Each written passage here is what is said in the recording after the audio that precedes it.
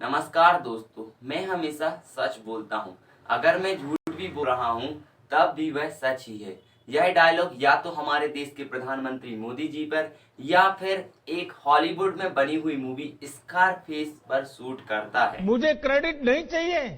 आप सभी ने भारत के पड़ोसी देश श्रीलंका और नेपाल की अर्थव्यवस्था को डगमगाते हुए तो देखा ही होगा और लोगों का मानना है कि यह सब कर्ण मुक्त की रेवड़ी बांटने से हुआ है। लेकिन क्या हमारे भारत देश में जो रेवड़ियां बांटी जाती हैं, क्या वो रेवड़ियां सही हैं अथवा गलत है? रेवड़ियां है क्या? मेरी रेवड़ी अच्छी है कि तुम्हारी रेवड़ी अच्छी है? और इन रेवड़ियों को रोकने के लिए क्या कोई कानूनी प्रावधान है? क्या इसके पहले कोई फैसले किए गए? क्या हमारे संविधान में इसके संबंध में कोई चर्चा की गई है? तो चलिए समझेंगे हम आज की इस वीडियो में। और आपके अनुसार क्या लगता है आपको कि मुफ्त की रेवड़ी सही है अथवा गलत पास है? भेजा गया है ये मामला और माना यह जा रहा है कि मुफ्त चुनावी वादों पर सुप्रीम कोर्ट का बड़ा आदेश आया है सामने। महिलाओं के लिए फ्री बस सेवा 70 साल में कभी नहीं किसी ने सुना होगा। जोड़ के देखा था तो वो मेरी लगभग 15,000 की बचत मुझे मिल रही है दिल्ली गवर्नमेंट के माध्यम से। बस में मुझे 3-4 हजार रुपया बच जाता महीने का। आजकल हमारे देश में मुफ्त की रेवड़ी बांटकर वोट बटोरने का कल्चर लाने की भरसक कोशिश हो रही है। आम आदमी पार्टी हो, कांग्रेस हो या बीजेपी, जब भी चुनाव आते हैं ये सारी पार्टियां मुफ्त की रेवड़ी या फिर मुफ्त की घोषणाएं करने में पीछे नहीं हटती हैं। लेकिन यह मुद्दा तब उठाया जब हमारे देश के प्रधानमंत्री ने एक बात कही कि मुफ्त की रेवड़ी कल्चर से वोट मांगने वाले देश की अर्थव्यवस्था को बिगाड़ रहे हैं। लेकिन क्या ऐसा सही है अथवा गलत है? क्या मोदी जी की पार्टी बीजेपी कभी मुफ्त की रेवड़ी नहीं बांटती है? तो इसमें जो मुफ्त की रेवड़ी बांटने वाला शब्द का प्रयोग किया गया, क्या वो सही है अथवा गलत? क्या बीजेपी, कांग्रेस या आम आदमी पार्टी के द्वारा बांटी गई रेवड़ियां या फिर केवल एक पार्टी ने ही मुफ्त की रेवड़ी बांटी है? तो थोड़ा आप देख लीजिए। सबसे पहले कृषि के क्षेत्र में हमने तय किया है कि अगले 5 वर्ष में सभी किसानों को सिंचाई के लिए मुफ्त बिजली उपलब्ध कराई जाएगी। प्रत्येक आएंगे। उज्ज्वला योजना से जुड़ी महिलाओं को होली दिवाली पर एक सिलेंडर मुफ्त दिया जाएगा। वहीं मेधावी छात्रों को मुफ्त स्कूटी मिलेगी। ये रेवड़ी कल्चर देश के विकास के लिए बहुत घातक है। बहन और बेटियों के लिए फ्री में बस की सुविधा उपलब्ध करा रहे हैं। 60 वर्ष से ऊपर की हर एक माता बहन के लिए बस की सेवा को फ्री में भी करने की व्यवस्था करेंगे। तू क्या कर रहा है बे? तू मेरी तरफ है कि इनकी तरफ है? मैं तो आपकी तरफ हूँ।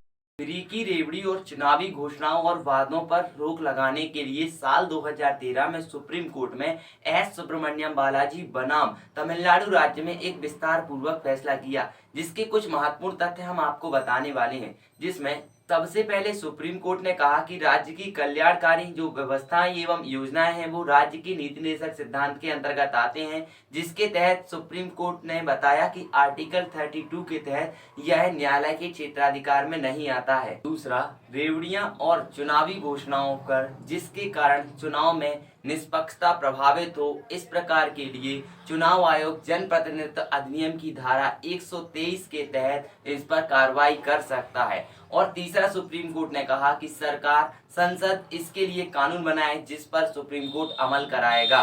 2002 में बाल्को मामले में सुप्रीम कोर्ट ने कहा था कि सरकार की आर्थिक नीतियों में सुप्रीम कोर्ट का दखल सही नहीं है। रेवड़ियों की परिभाषा उचित नहीं है। कहीं कहीं बिजली, पानी, स्वास्थ्य सुविधाएं, स्कूल को आरबीआई के द्वारा रेवड़ी माना जाता है और वहीं दूसरी ओर जनता के द्वारा कहना है कि ना तो शिक्षा, ना ही बिजली और ना ही स्वास्थ्य सुविधाओं को मुफ्त की रेवड़ी कहा जाना चाहिए। क्योंकि जनता का और देश का और बहुत सारे देशों का मानना है कि जो यूरोपीय और अमेरिकी कंट्री हैं वहां पर लोगों को मुफ्त शिक्षा, मुफ्त स्वास्थ्य और मुफ्त कई योजनाओं का लाभ दिया जाता है।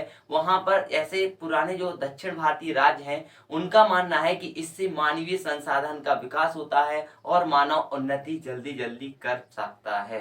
फ्री की रेवड़ी मामले में 5 काम किए जा सकते हैं। पहला काम तो यही है कि सभी नेताओं को गवर्नेंस और संवैधानिक जिम्मेदारियां समझनी चाहिए और किस प्रकार किस हद तक सरकार को अपने सरकारी खजाने से पैसा लौटाना चाहिए। दूसरा होगा, सुप्रीम कोर्ट को एक आदेश पारित करना चाहिए जिसमें रेवड़ी के साथ साथ उससे होने वाले घाटों को वो सामान्य पटल पर लाना चाहिए और जनता को समझाना चाहिए।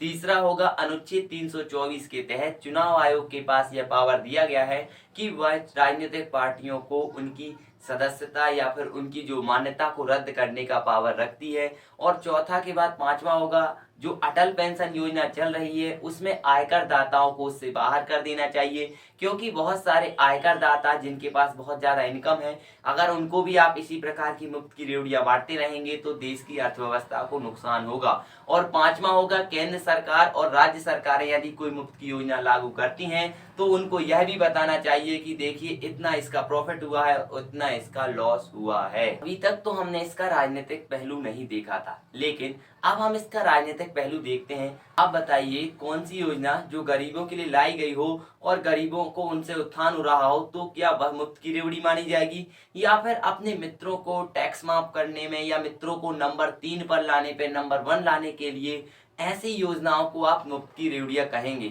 वो आप कमेंट सेक्शन में हमें जरूर बताइए कि मुफ्त की रेवड़ियों को आप कौन कहेंगे या किसको कहेंगे। या तो गरीबों के लिए जो मुफ्त शिक्षा, अस्पताल और स्कूल बना रहा है, या फिर 10-10 लाख करोड़ 10-20 हजार करोड़ रुपए लोन माफ कर रहे हैं, वो हो जाएगा। आप इमेजिन कीजिए, अभी हाल ही में न्यूज आई है कि गौतम अडानी दुनिया के 30वें नंबर के अमीर आदमी बन गए हैं। बहुत अच्छी बात है, लेकिन आपको मालूम है कि गौतम अडानी के ऊपर इतना कर्ज है कि कई राज्यों की जो पूरी अर्थव्यवस्था है उससे ज्यादा कर्ज गौतम अडानी के ऊपर है। आप इमेजिन करो, नीरव मोदी भाग गए, विजय माल्या भाग गया, और भी बहुत बड़े बड़े जो उद्योगपति थे वो कितने करोड़ करोड़ पैसे लेके भाग गए। लेकिन इमेजिन कीजिए अगर भगवान ना चाहे हमारे देश से गौतम अडानी भी भाग जाएं तो हमारे देश का हाल वो दिन दूर नहीं रहेगा जिस दिन गौतम अडानी भागेंगे, दूसरे तीसरे दिन हमारे देश का हाल भी श्रीलंका बन जाएगा। लेकिन पार्टी क्या कहती है जो अभी सत्ता में है कि ऐसा कभी नहीं हो सकता है। उसको क्या मालूम है, उनके तो जेब भरे हुए हैं। आपका जेब का पैसा गौतम अडानी की जेब में भर चुका है, उसने ना तो लोन चुका है। कम से कम अगर सरकार इतनी वो है तो उनसे लोन लीजिए, क्योंकि अगर आपने लोन लिया है तो उनसे कहिए कि लोन भरिए। लेकिन क्या सरकार लोन ही माफ कर देती है कि भाई तुम नंबर 1 बनते जाओ, नंबर 2 बनते जाओ, नंबर 3 बनते जाओ, हमें तुमसे लोन नहीं चाहिए, और तुम्हें कितने चाहिए पैसे तो हमसे बता दो, हम जी हुजूरी और तुम्हारी कर देंगे। तो यहाँ पर यही समझने वाली बात है कि जो मुफ्त की योजना है वो गरीबों को मिलनी चाहिए। आप चाहे प्रधानमंत्री आवास योजना की बात कर लें या कोई की कर लें, हर एक जगह भ्रष्टाचार देखने को मिला है। हर एक कुटी में 30,000 रुपए लगे हैं, हर एक चीज में आपको पैसे देने पड़े हैं, और आप भी उस योजना को लाभ से वंचित रहे होंगे, पैसे ले भी नहीं रहे हैं और योजनाएं भी आपको नहीं मिल पा रही हैं। उनके सगे संबंधियों को ही योजना का लाभ मिल रहा है। तो मुझे उम्मीद है हमेशा की तरह वीडियो आपको इन्फॉर्मेटिव लगा होगा। वीडियो को लाइक, शेयर एंड सब्सक्राइब जरूर कीजिएगा। आप हमें जहां कहीं भी देख रहे हैं follow, like, share and subscribe करना ना भूलें। बहुत बहुत धन्यवाद। जय हिंद, राम राम, दुआ सलाम, थैंक यू।